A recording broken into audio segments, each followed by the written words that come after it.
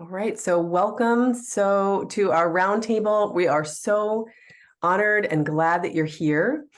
My name is Jen Turner, and I am the co-director and co-founder of the Center for Trauma and Embodiment. My pronouns are she, her. We'll share with you about this project, a little bit about our work, but just to give a very brief overview, the Center for Trauma and Embodiment is an organization that seeks to create models of care for treating and healing from complex trauma using the body. So prioritizing the experience of our bodies. And we'll share more about that, but I am honored and privileged to be here with you all. I have a little poll to start us out just because we're curious about how you found your way to this particular roundtable. So if you'd like, maybe taking a moment to answer the poll.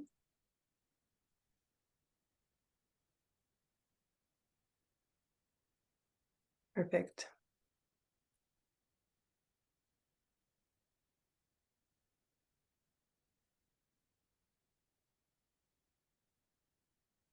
Good morning. Yes, thank you, Ty.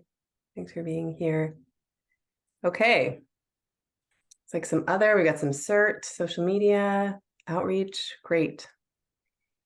And I will, leave this up for a few here. So I'm going to share my screen and kind of get us started.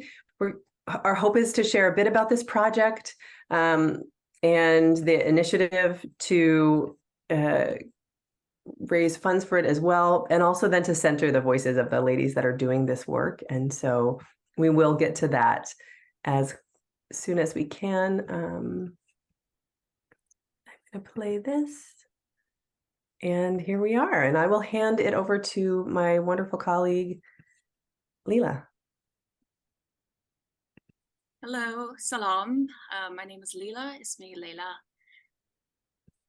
I'm grateful to be speaking to you today from the unceded homelands of the displaced Musqueam, Squamish, and Tsleil-Waututh Coast Salish peoples. I would also at this time like to acknowledge the many shared ancestral territories and vast regions that have been affected by neocolonialism globally, and now acknowledge all peoples who have experienced or are currently experiencing the effects of ongoing chaos, occupation, political oppression, or denied their right to return home. And we also acknowledge in this project, the long-term impact of colonial rule and injustice trauma. And we believe in everyone's right to dignity, well-being, and restitution. Lastly here, I just want to mention that we also acknowledge that there is no single refugee voice. The voices and opinions in our project do not reflect all. And looking forward to talking more about this. But before we get into the project, I also like to mention here and acknowledge that our community leaders are in active conflict zones and are doing the best they can to join us today under extremely harsh circumstances, both in the occupied Palestinian territory and in Lebanon. These regions, Wi-Fi, water, electricity may or may not be available. So we may experience the women in our project randomly being dropped off from the Zoom or may not be able to join us at all. Quick intro of who is on the team and who, inshallah, will be here today. We have Shata from Palestine, Mohammed from Palestine, Rusaila from Palestine, Rasha from Palestine, Iman from Syria, Hansa from Syria, Fida from Syria, Farah from Lebanon, and Mohammed D from Lebanon via San Diego. And we look forward to hearing a little bit more from everyone in just a bit. Perhaps, though, maybe just a quick intro also about me, as I like to let you all know how I'm orientated in this work. I identify as an Icelandic Canadian, and I've had the extensive privilege of traveling as a way of informal education. And part of that access included outreach work as a yoga person in the Mideast, Africa, and South America with vulnerable folks. And at some point, part of me started to wonder if coming in as an outsider was doing more harm than good without the structure of it being community-led. Was there a risk of reinforcing a power dynamic or colonization? In 2018, I had the privilege of working in Bekaa Valley, Lebanon, and was teamed up with FIDA. FIDA was open to sharing knowledge and figuring this stuff out together. So she and I started to explore some cultural bridge building with the hope of sustainability and the hope of the power of healing remaining in community. Perhaps I'll stop talking here, and also just to remind us that this is part of a fundraiser, and we appreciate you being here very much. Shukran jazilan, thank you. Thank you, Leila. So just to share a bit about the project, some of you may have read a bit about it. This collaboration has been ongoing for several years now between Leila and the Center for Trauma and Embodiment, and then by extension, all of the folks that are joining us here today. Trauma sensitive yoga, our particular approach and model has been around for over 22 years now. We've been researching and doing original research, direct care, and hearing direct feedback from clients and participants to adjust and adapt the model to different cultural contexts, languages, lived experiences. And for us, at the heart of this project, as Leila already mentioned, has been an importance and a focus on centering the experience of the people that are firsthand experiencing refugee life and the trauma that is part of that. And so for us, empowering refugees with information and knowledge has been a really big part of this work in training. There is a long history of colonization where organizations, particularly US-based or white-led organizations, will go into different communities and offer some kind of tools or skills and then leave, sometimes taking research data along with them. And so it was our hope to not replicate that in any way and to empower the knowledge, but also to have the process be a reciprocal learning process where we might have our information and knowledge that we've gathered, but we don't have the lived experience and the knowledge and the cultural wisdom that the ladies have that we've been working with and collaborating with, and our partners over here in Lebanon and Palestine. And so for us, centering that experience has been incredibly important and continues to be. And so for one of the things that we have also really valued is not asking for free labor for anyone, and for compensating people for their time, their effort, their work. The women that have been leading these sessions to their community members and children have put in a lot of time and energy and effort and resources to learn, to train, to participate, to give us feedback. And so for us, having there be concrete monetary compensation is part of and incredibly important to this process. So just to, again, reiterate, for us, centering the experience of the folks that are experiencing trauma, pain, who are absorbing the trauma. I may know some things about trauma, but I don't know anything about any one individual's lived experience. That's something for them to share and offer with us. And so, again, we continue to work toward not replicating trauma dynamics and colonization dynamics and in our work. And that has been at the heart of this project as well. So, why in particular? Why trauma sensitive yoga? Why center this experience for us? At the heart of the work that we have been doing all these years has been about empowerment. That what we see is oftentimes systems and structures look for expediency. How do we solve a problem? How do we put a Band-Aid on a solution? How do we actually,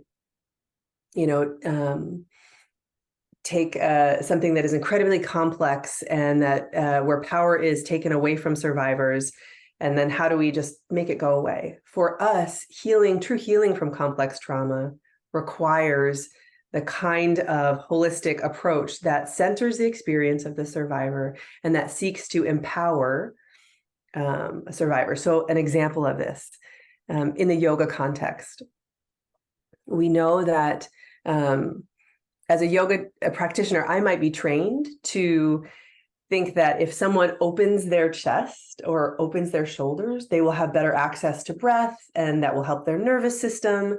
And this is something that I should look for. What we don't think about, if we're not understanding complex trauma and empowerment, are the ways that when we close our body in, we're actually protecting our body. We're changing the way that we breathe. We might breathe in a way that keeps us in a hypervigilant state, which is self-protective. And so if we are looking at external or looking at the superficial, we're not understanding the ways in which our adaptations and how we inhabit and live in our body and breathe in our body can be part of what keeps us safe. And so it is always our intention to slow things down and to not prioritize expediency or quickness or any kind of outcome. In fact, that the outcome, of course, matters, but that we're focused on the process and seeking to find ways to empower and listen to and prioritize the experience of the person who is in the middle of trauma. So I'm remembering that we were going to translate some of this, and then I got really excited and started talking a lot. Do we want to pause and do any kind of synopsis, Leela or Mohammed or whoever would be open to that, or should we? What do you think? Yes, we also have. I see that we also have Farah joining us. She's able to be online here with us. We could continue with starting to translate some of the slides as we go, Jen. What do you think? I mean, I think we had talked about potentially just the translating a little bit around the sort of prioritizing the lived experience piece. I don't know if anyone would be open to that, but we also can continue since we have some of the words written. Yeah, Mohammed? Yes, I can read the paragraph, maybe elaborate a little bit what you said. So بدي ترجم بس المقطع. لا يمكن لأي تدخل ينتزع السلطة من الناجية أن يعزز التعافي بغض النظر عن مدى مصلحتها الفورية المفضلة. وهون جين كانت عم تحكي أنه إذا حدا كان ماشي ومغطي كتافه وصدره، هذا الشيء ما بيخليه يتنفس مزبوط، ولكن بخلال طريقتها باليوغا لما تدرب حدا لحتى يرفع كتافه ويفتح صدره، هذا الشيء بخلي الإنسان يتنفس أفضل. يعني بنصير بنعمل اشياء بغض النظر عن نحن شو مصلحتنا الفوريه المفضله لغايتها. Thank you. Wonderful. And so a little bit more about, what is this this approach? And for us, again, it's a body-based intervention, right? That is, what is TCTSY? With looking to have a shared experience between practitioner and participant. So it's something we're doing together. It's not something that I am saying, this is what you need to do. It's not prescriptive, something we're collaborating on and moving our bodies in space together. And it is through movement and through this, we're seeking to explore claiming or sometimes reclaiming our bodies through movement and the practice of turning inward and sensing our own bodies. Trauma pulls us to the external, right? We have to manage our external environment and all of the dynamics that are happening. And oftentimes we have to prioritize that external world over our internal needs. With the work of TCTSY, we're hoping to create enough safety in the external, enough safety relationally, so that we can then turn inward, even sometimes just for 10 minutes or 20 minutes, to tend to build relationship with our felt experience that often gets highly impacted and changed by trauma. Do we want to translate that too, actually? Is that okay? Yeah, sure. So هون جين عم تحكي بحركات اليوغا والتواصل بين جسدنا الداخلي ومجتمعنا بالخارج. نحن بالعادة بنفضل نركز على المجتمع بالخارج ونعطيه أهمية وبننسى نحن شو بدنا. فبالتراما سنسيتيف يوغا لو بس 10 دقايق ممكن بهيدي الحركات باليوغا انه نحن نهتم بداخلنا ونفصل حالنا عن المجتمع. هيدي. Thank you. Beautiful. So part of this is a chance to notice ourselves, to begin to become aware of the information and the information that we get from our body. We have this amazing highway of nerves that takes information from our body to our brain and can really impact how we feel and our thoughts. And so we're beginning to offer opportunity to tune into that, to notice ways that we can sense our body and build those relationships. And from that, we get to make choices. So with the noticing, we get to observe, wonder about our bodies, and then make a choice. So key to the work is also making choices, that I have choices in my body. Trauma may ask us to be smaller, to take up less space, to not be seen, to be invisible. And what we are getting to do is that sort of an antidote to that. When we get to make choices, we might explore taking up more space or taking up space within ourselves. And it is with that choice that we circle all the way back to empowerment, in that it's a choice that you get to make as an individual, that each one of us gets to make, and we're still in a collective. So part of the collective experience isn't necessarily that we're all doing the same thing, but that we're listening into our own lived experience and still in community with one another. So I'll pause there. جين عم بتقول نحن عنا الاختيار لحتى نختار شو بدنا من خلال الإحساس اللي بنحسه بقلب جسدنا. شو بنحس بجسدنا بخلينا نفكر أنا شو بدي أختار. والصدمة إذا نحن عنا صدمة من أي شيء بتولد بجسدنا اختيارات إنه نحن مثلا بدنا نكون مغلقين. بس نحن كمان عنا القرار تنقرر شو بدنا نعمل لحتى نفك هذا الصدمة تنقول.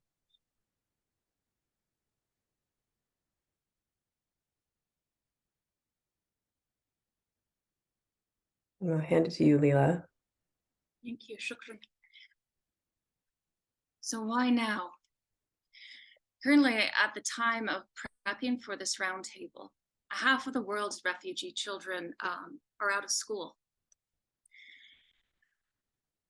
The layers of vulnerability in both these regions have created a real concern for mental health, both in the occupied Palestinian territory, both in Lebanon. I'd like to just also state that since the start of this project, these regions have been exposed to ongoing trauma and chaos, Nakba, the Beirut blast, COVID-19 pandemic, or as Harvard calls it, syndemic. Hyperinflation, mass unemployment, and political turmoil continues. So there has been multiple layers of vulnerability. Jen, there's a couple other slides that maybe we could look at. yeah, so here's a good one. We could start off here. Mohammed, would you be able to translate this quote for us? Yes. There is nothing as a single issue struggle because we do not live single issue life. يعني ما في شيء شغله يعني مشكل واحد عنا إياه لأنه نحن ما بنعيش حياة بمشكل واحد. المعنى هلا ليلى بتفسر بس إنه إذا في مشكلة وحدة إنه نحن عنا حياة مشتركة بكل المشاكل، إذا في حدا عنده مشكلة كلنا عنا مشاكل. نشوف ليلى إذا بتفسر مزبوط. Shukran. Jen, there's two other slides that are associated here. I won't go into the time right now to read this, but folks are feel free to take a screenshot of this resource. Again, this one as well, talking, referencing the layers of vulnerability. So why now? And one of the strong reasons for why now is this research didn't exist in these regions or in the Arabic-speaking world beforehand. If we may pop up to that top slide. This is the first time the research has been translated into modern standard Arabic. And also being represented by the people for the people, having this work being represented from the inside out.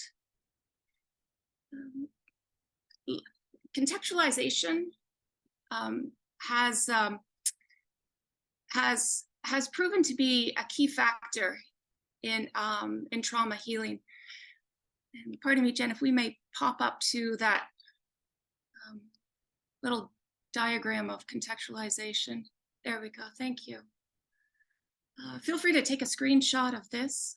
Just like to quickly mention here the impact of why now, why it's important for this research to have access for people in the Arabic-speaking world, and for those especially who are experiencing oppression or cultural genocide. If we take again, feel free to take a screenshot of this. Just jumping to the end here, contextualization has the power and impact of dignity, which is, can be potentially healing for trauma.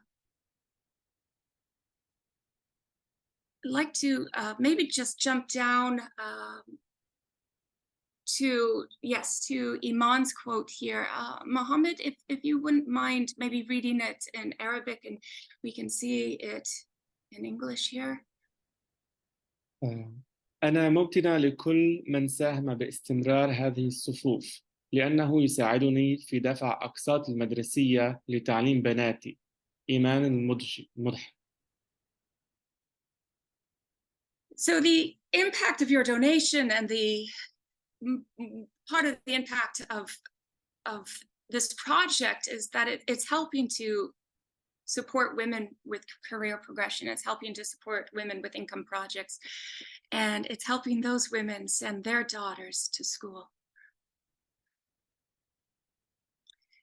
If we may move to why this project, yes. Feel free to translate that, Mohammed.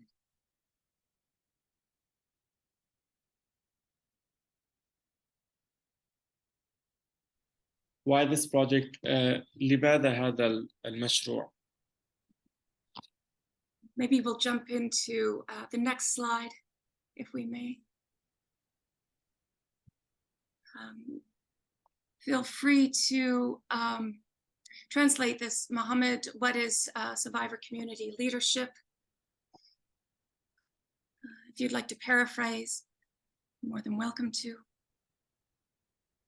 Okay. Support if you want. Yeah, sure, we can switch. يعني لكن يعطيكم العافيه صبايا. ليش نحن عم نقول لهم ليش انتم بدكم تختاروا انكم تدعموا هذا المشروع؟ بدايه لانه الطريقه اللي نكون عم نتوجه فيها المستهدفين، الاشخاص المستهدفين بهذا المشروع، هي لما نكون عم ننطلق من صفه قياده الناجيات، من خلال التفاعل اللي عم بيصير بين اللي عم بيقودوا هذه المجموعه او اللي عم بيسروا هذه المجموعه، بين المجتمع المحلي اللي نحن عم نطبق فيه هذا النشاط، ان كان من خلال علاقاتنا، إن كان من خلال تأثيرنا، إن كان من خلال تعاوننا مع المجتمع المحلي ومع الأفراد بقلب هذا المجتمع. شكرا Farah. Thank you. Perhaps I'll just briefly, before handing it the mic over, I'll just quickly also talk a little bit more about the single lens that media and possibly many organizations see the refugee experience. When we collapse the identity, it's often for possibly raising money. This narrative of the single identity of the refugee experiences, excuse me, often told too little in academia and popular media. And again, part due to the narrowing identity needed in order to be linked to funding. Why this project? We aim for expanding that single lens and recognizing women in leadership roles. Supporting women in leadership roles, having the project be community-led is absolutely essential and what we stand for.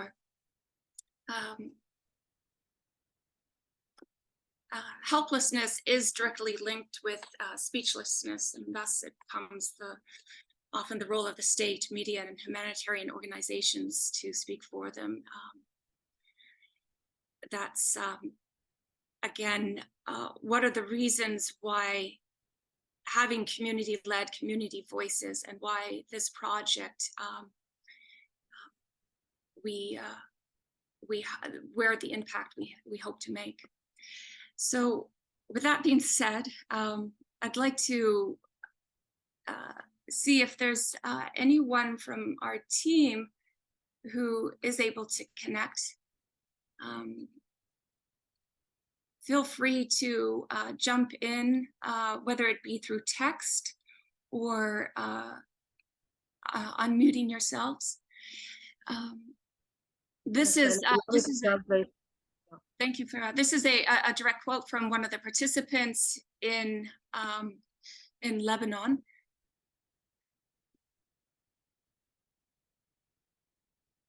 Farah, if you're able to connect, feel free to translate.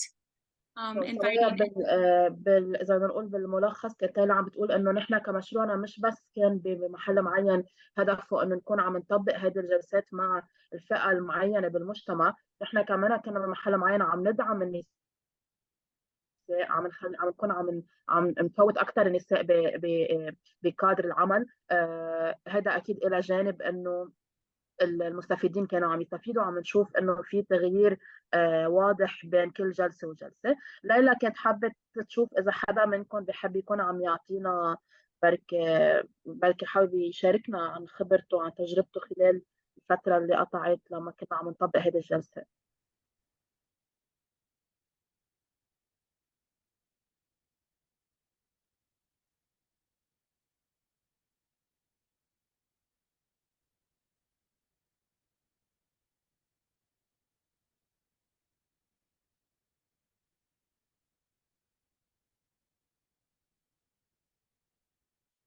Yes, thank you, Katie. فرح، بدك حدا منا يحكي نحن كمدربات؟ أكيد خمسة، تفضلي. أنا شاركت معكم سلايد حكيت عن أهمية اليوغا والتغيرات اللي صارت خلال الفترة اللي عملناها. أنا تقريبا 3 شهور اللي مرقوا. ما بعرف إذا فيها تعرض السلايد اللي أنا بحاطته.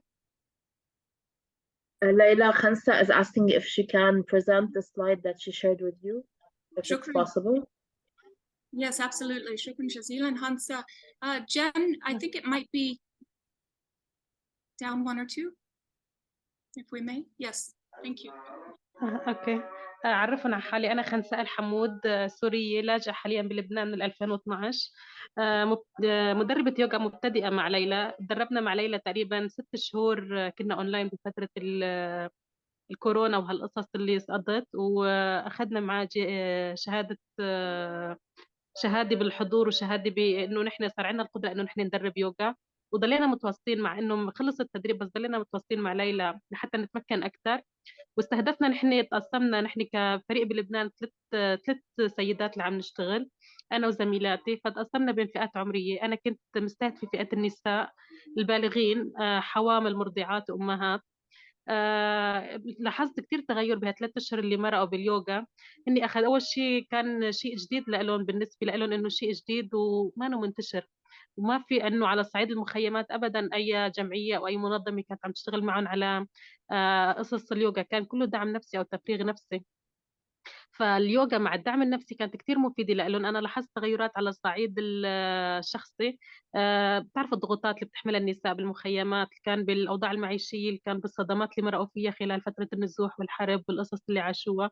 فأنا لاحظت إنه هن صار عندهم صار عندهم زيادة مشاعر، يعني هيك تحسوا بالسلامة، بالاسترخاء، يقدروا يتحكموا بأجسادهم، يعرفوا الهدف، الهدف أو القصص يعني اللي هي الأفيد لجسمهم. فكان إلا السيدات اللي شاركوا معي باليوغا كان لهم رد رأي كثير كثير حلو، حتى هن حابين إنه نستمر بدون أي، يعني حتى لو إنه على الصعيد الشخصي نحن نضل مستمرين مع ليلى، حتى لو ما صار في دعم أو كان مشروع نظامي، إنه نحن نستمر معهم لحتى نوصل لنتيجة أفضل من اللي إحنا عم نوصل لها. نحن عم نلاحظ تغيير، يمكن تغيير جزئي أو بسيط، بس مع مع الاستمرارية بيكون التغيير كثير أكبر يعني. وهي تقريبا تجربتي مع اليوغا بهالفترة هاي.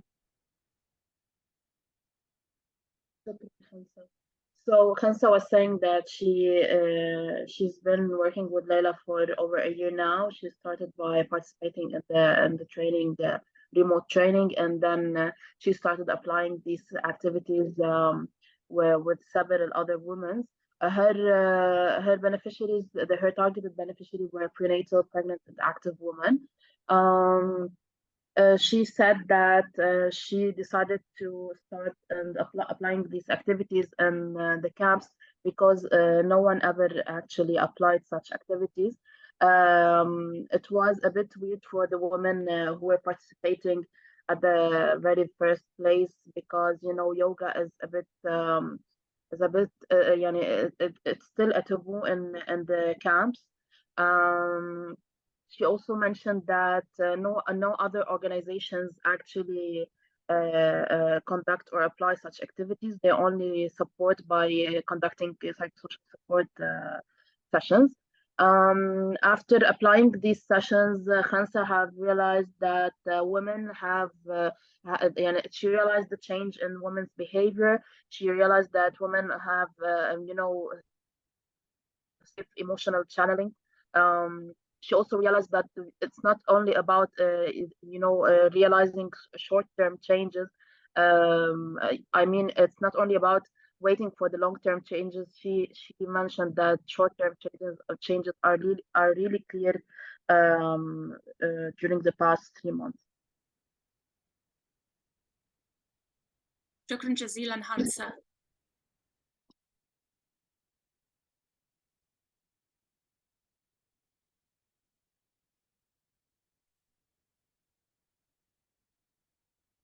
Jen, perhaps we can move to another slide and see if, yes, now Fida, not sure if your Wi-Fi is strong.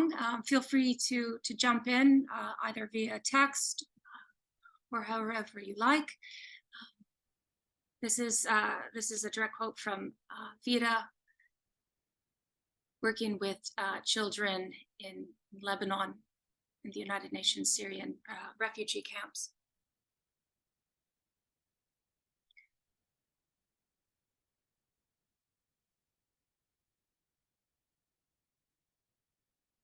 just give it a minute here to see if anyone would like to jump in from Lebanon or Palestine.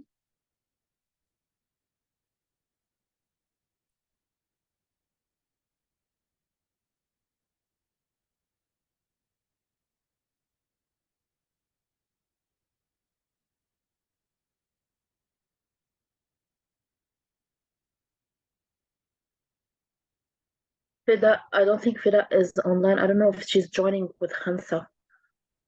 Okay, we might have lost خمسة. you. فداء معك على الخط؟ ايه فرح انا معاكم. فيني شارك معاكم بس الكونكشن كان عندي قاطع، هلا رجعت صرت معاكم. اكيد في الفري، واذا بدك تكتبي بالشات ما في مشكله. اوكي، بظن اذا حكيت يمكن هيك يكون اسرع كرمال الترجمة. اوكي يلا. مرحبا، يعطيكم العافية. اسمي فداء، أنا من سوريا. معلمة لغة عربية واشتغلت بمركز دعم نفسي للأطفال من قبل، اسمه IHR. حبيت اليوم شارككم بقصة بعتبرها قصة نجاح بحياتي، يلي هي اللي تعرفت على ليلى وقت كنت بالمدرسة اللي عم بشتغل فيها. وليلى كانت عم تعطي اليوغا الحساسي للأطفال، فبدأنا نشتغل مع بعض، وأنا كنت صلة الوصل بينها وبين الطلاب اللي كانت عم تعطيهم. صراحة بعد ما خلصت فترة تطوع ليلى عنا بالمدرسة، يعني شفت كيف أثرت اليوغا على الأطفال، كيف كانت وقت ليلى عم تعطيهم وقديش كانوا مبسوطين ومعتبرين اليوغا هي فترة راحة، يعني مو مثل الصف اللي بياخدوه بالعادي التعليم وهيك. فكانوا كتير مبسوطين، حتى الأطفال باليوغا قدروا يعبروا عن مشاعرهم، يلي اليوم ما حدا عم يسألهم شو مشاعركم شو حاسين. فكتير كانوا مبسوطين باليوغا مع ليلى. بعدين تواصلنا أنا وليلى خبرتني عن اليوغا وهيك، فأنا صار عندي شغف إني أعرف أكثر عن اليوغا صراحة، لأنه لقيت لها أثر كتير كبير عند الأطفال. وقلنا 3 شهور عم نشتغل على هذا المشروع أنا وليلى وزملائي يعني، وكل واحد عم يشتغل على فئة مختلفة بالمجتمع. أنا مسؤولة عن فئة الأطفال. فبدأنا نطبق هاي الجلسات من 3 شهور، والفتيات كتير كتير مبسوطين وعم يحسوا براحة وسعادة. تركيز بين الجسد والعقل أكتر، يعني عم بيكون هي ربع ساعة عم نعطيها أو 3 ساعة، فهي عم تكون فترة استرخاء وانفصال عن الحياة أو عن الواقع اللي هن عايشينه. يعني الواقع كتير صعب عندهم بالمخيم، فعم تكون هاي فترة راحة واسترخاء. وعم بيخبروني قديش هن مبسوطين وعم يلاقوا تقدم كتير، يعني بوقت بيمارسوا اليوغا قديش عم يرتاحوا. وقت عم يطبقوا وضعيات مختلفة من اليوغا. كل مرة نحن بنطبق وضعيات فعم يحسوا إنه كتير كتير مرتاحين، يعني هذا اللي بيخبروني إياه بكل مرة بكل مرة. شكرا فداء. So شكرا. Fida, as a teacher, as an Arabic teacher, she met Layla several years ago. Layla was conducting sessions, and Fida was a moderator at some point. At that time, Fida has realized how children were interacting and cooperating with Layla during the session. So she liked the idea, and she decided to join for the past 3 months, and actually applying these sessions with the kids. Her beneficiaries were of age group between 9 and 12 years old. What else? Oh, she said that during the past 3 months, she realized that the participants were. She realized that they were more focused. They had more mind and body coordination. They found that during the session that it's their leisure time. They had the ability to detach from reality and enjoy their time with Fida.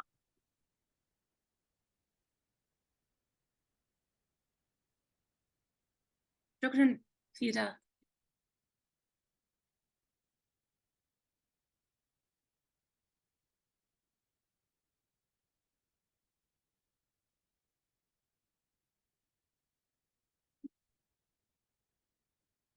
Perhaps just give a couple more moments here to see if there's anyone else from the team available to jump in. We welcome your voice. We welcome your text as well. We grateful any which way you would like to communicate.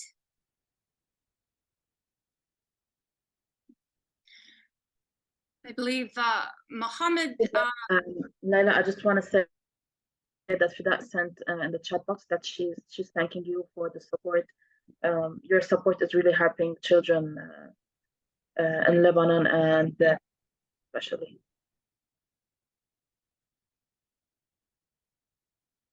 Shukran, Dida. I believe also Mohammed was able to just get in now as well. Mohammed, not meaning to put you on the spot, but you're welcome to jump in and talk to us a little bit about your experience in Palestine, possibly how are you noticing the rollout of this program? Hello, everyone. Can you hear me? Yes. Okay, good. So I'm really sorry, my deep apologies. I couldn't attend earlier. I had a class, and here quiet Leeds University, they are really strict with the discipline and commitment to the class, especially the first week. So really sorry about that. Thank you all for coming today.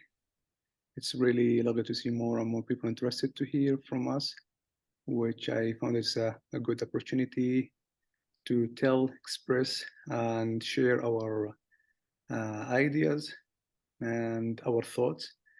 I believe through collective learning, we all could learn from each other.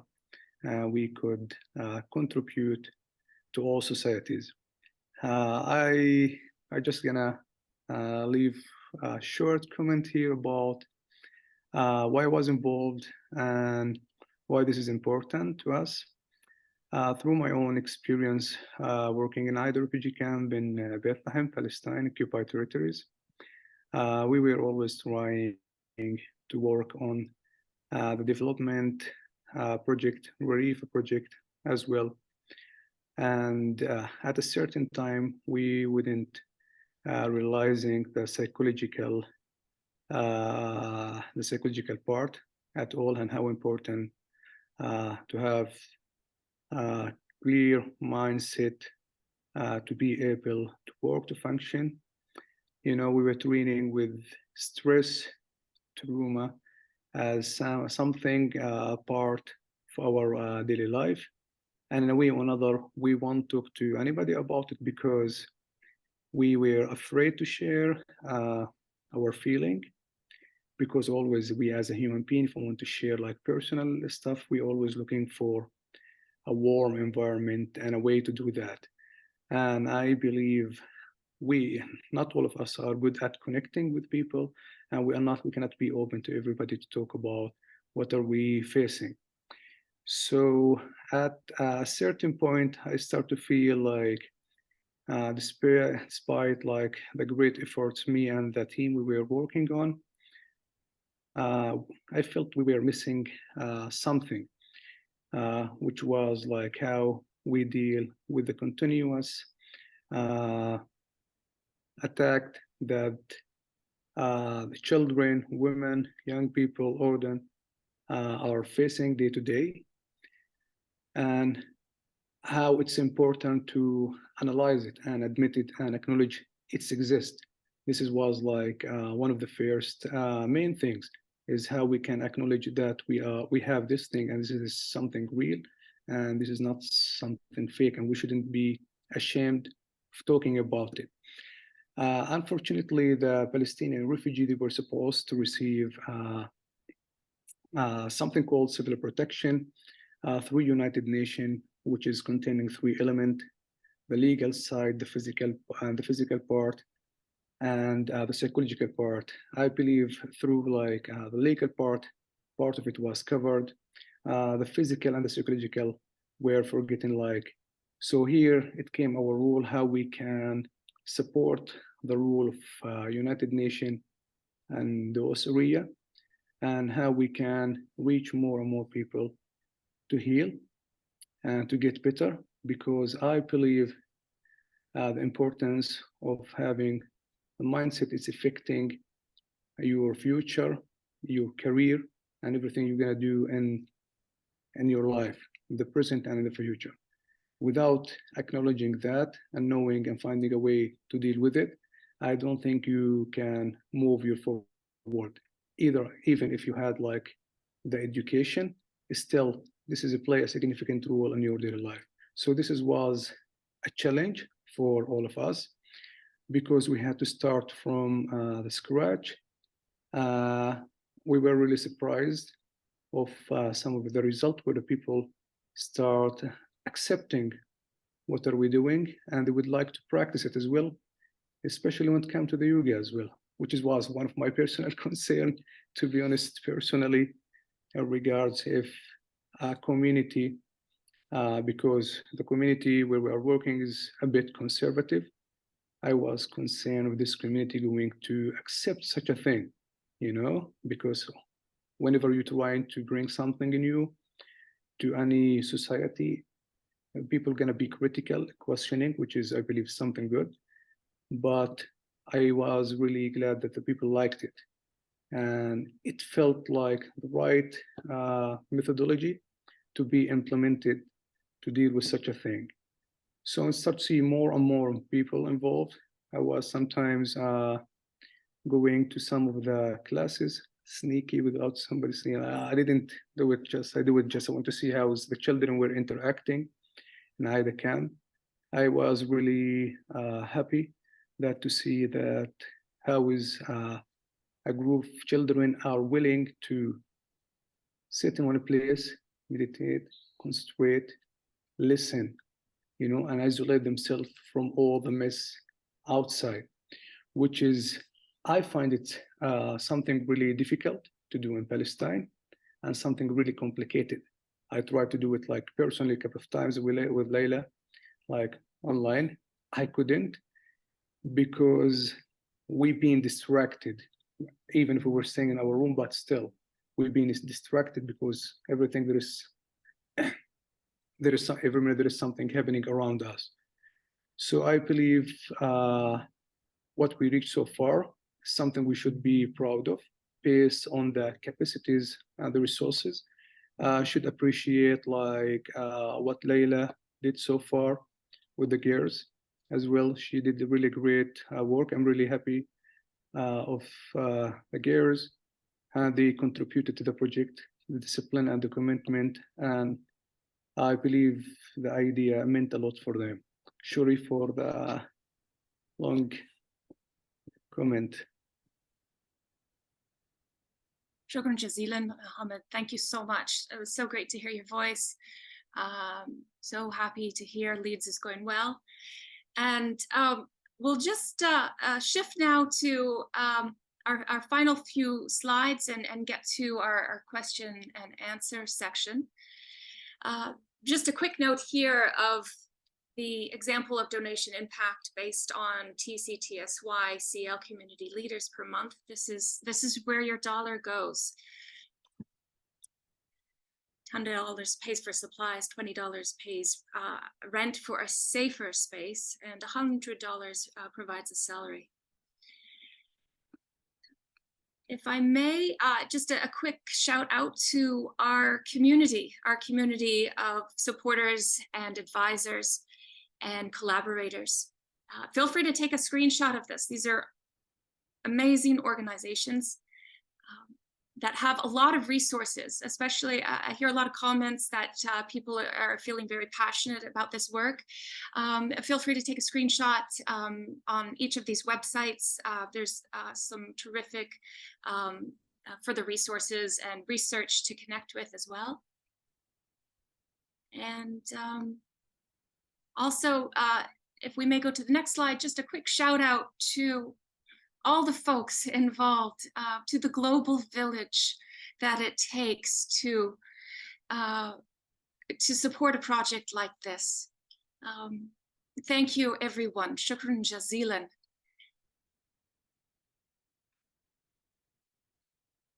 And if we may, I think the next slide, I can, if I may introduce Mindy. Oh, well, thank you all as well. Shukran.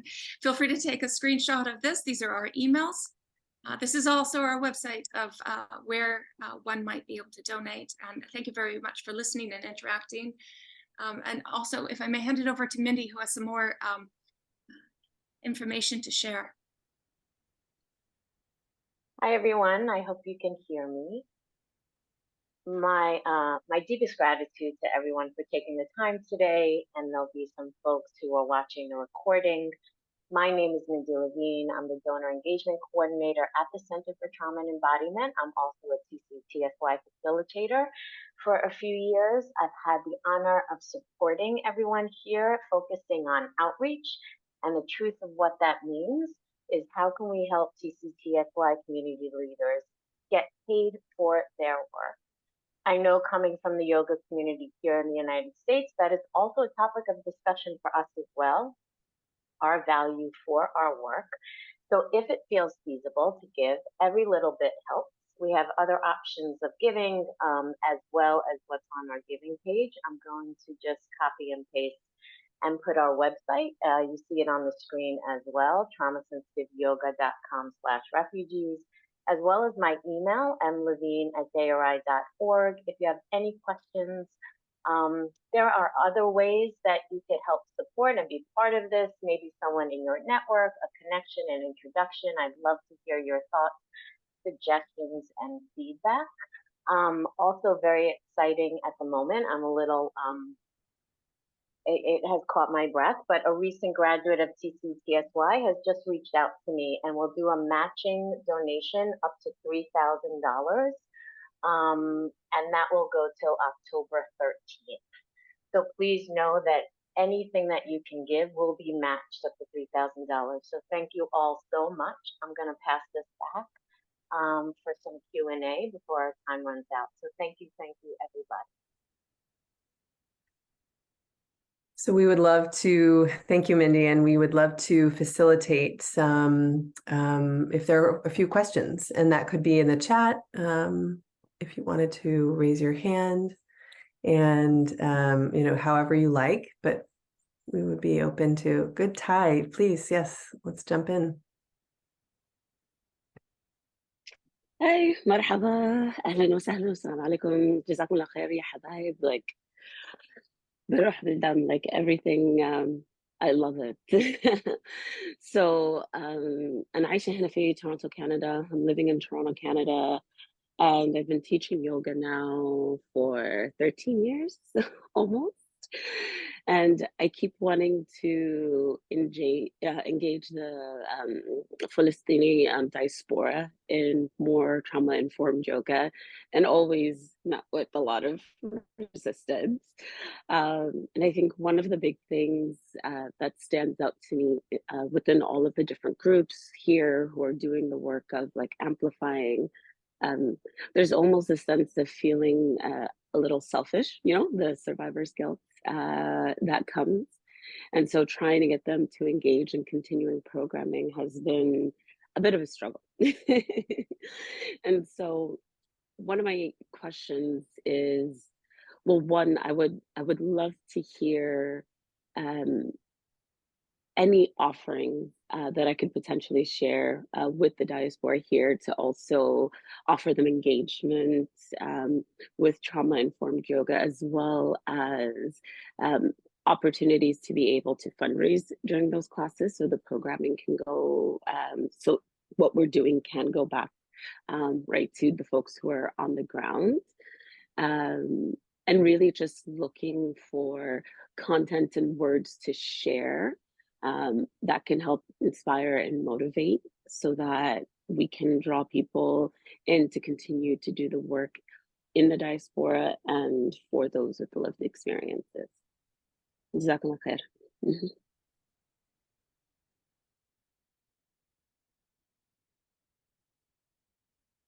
You want to field that, Leela? Or I have some ideas, and I think, Ty, what would be great is to connect you up with all of us on email, because I think that there are probably a lot of different ideas and resources. I love the idea of a fundraising class, and I hear what you're saying about the survivor's guilt, which I think is so profound. But let's for sure do that. And I don't know, Leela, if you have anything to add, or Mindy, but... Yes, it feels like a larger conversation would most definitely like to explore with you, feel free to reach out to any of us, and my email's here. I'd love to continue this conversation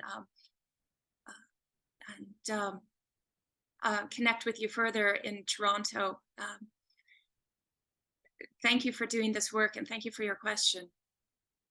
Part of this roundtable is truly to amplify the work and to continue to grow this project and other projects that might be associated with it. So please, it is a real ask to reach out and be in conversation and community with us about this. Maybe we have time for one more if there's another question that might be percolating for someone.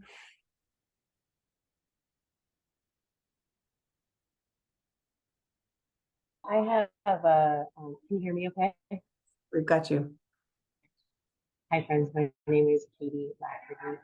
I have a question, and this is kind of broad, and you could probably highlight a couple answers to this question, but I'm curious what different components you have integrated into the program model to ensure that it's community-led and community-centered. And I know that like it sounds as though the teachers of these classes are from the communities that are being served. I'm curious what other